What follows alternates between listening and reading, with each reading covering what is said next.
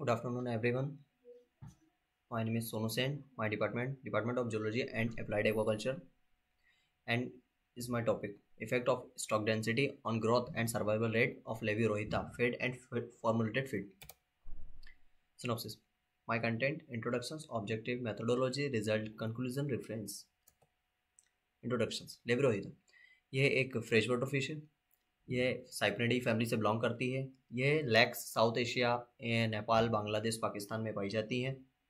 ये एक most nutritions species है जो हाई न्यूट्रिशंस वैल्यू इकोनॉमिक्स को इम्पोर्टेंस देती है, और इसकी लेंथ 1-2 मीटर लेंथ होती है एंड वेट 10-20 किलोग्राम तक होता है। स्टॉक डेंसिटी का हम लोग देखें तो इसका स्टॉक डेंसिटी में काफ़ी पैरामीटर है। इसका global market 2 million tons produce annually है। Objective: to estimate the growth of Levi-Rohita in different stock density, to estimate the survival rate of Levi-Rohita in different density. Methodology: study area: this study area was conducted at the pond in the Department of Geology and Applied Agriculture at Barkatullah University in Bhopal, Madhya Pradesh from September 24 to January 25, demonstrating our commitment to advancing research in this field. Study area लिया हम लोगों ने department से। Culture species: for my dissertations choose Levi-Rohita which belong to the Cyprinidae family.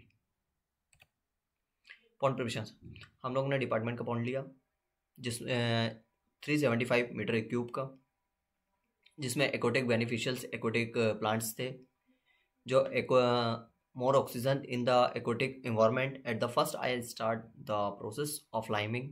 पहले हम लोगों ने चूना दिया जिससे एसिडिक को न्यूट्रल और न्यूट्रल्स को साइडली बेसिक बनाने के लिए।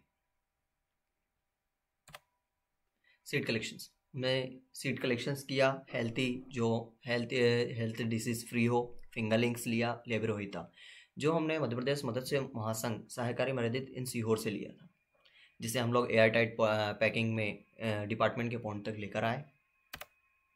स्टॉकिंग: हमने स्टॉकिंग की।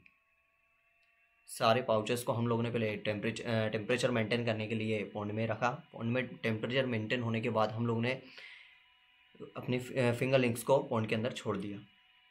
एक पाउचेस में एक स्क्वायर मीटर में 13 से 14 स्पीसीज होती है, फिंगर लिंक्स होती है। सैम्पलिंग: हम लोगों ने नेटिंग किया, वेट लिया स्पीसीज का, मेजरिंग सैंपल लिया। Preparation of balance diet for fish: हम लोग ने फिश के लिए फीड भी बनाया।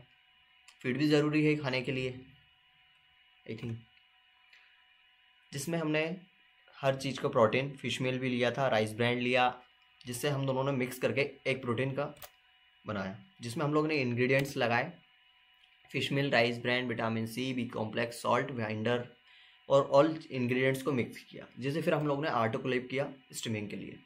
पैलेटिंग किया, पैलेटिंग मशीन से ड्राइंग किया एंड फिर लास्ट में हम लोग ने पैकिंग किया स्टोमिंग। वाटर पैरामीटर: हम लोग ने हर पर मंथ हम लोग ने पैरामीटर चेक किया। वाटर पैरामीटर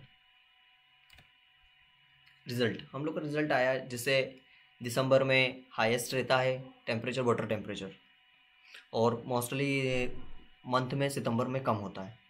वाटर का पीएच हाईएस्ट होता है ड्यूरिंग सीजन में, विंटर में, एंड कम होता है मानसून सीजन में। ये हम लोग का टेम्परेचर से जहाँ कभी हाई हुआ है कभी कम हुआ है।